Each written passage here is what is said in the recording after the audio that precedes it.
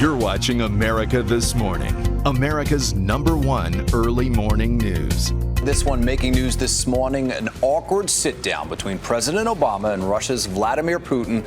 The body language is pretty easy to read there. These guys aren't crazy about each other. And one major reason why is a disagreement over the crisis in Syria. ABC's Mary Bruce continues our coverage this morning with more on that. She's live in Northern Ireland with the president this morning. Mary, good morning. Good morning, John. Good morning, Diana. The civil war in Syria is front and center at this summit, but the superpowers are no closer to an agreement to end it.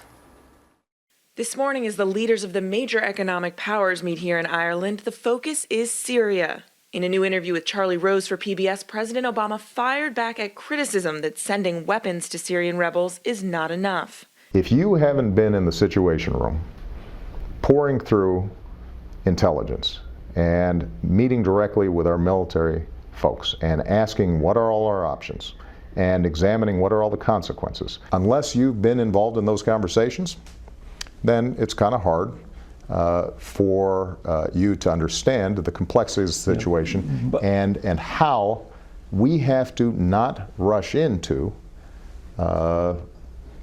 one more war in the Middle East. Yesterday, President Obama and Russian leader Vladimir Putin agreed that the bloodshed must stop and called for renewed negotiations. But that's where their agreement ends. And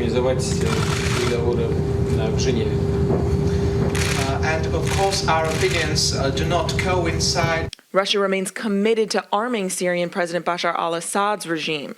The White House has concluded that Assad used chemical weapons, but Russia is scoffing at the American evidence.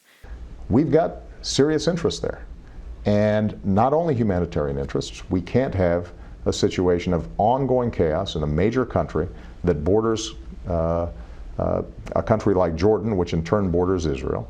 While the president is busy with meetings, the First Family is exploring their Irish roots. The First Lady and her daughters combed through archives in Dublin and saw the birth record of the president's great-great-great-grandfather from Moneygall, Ireland.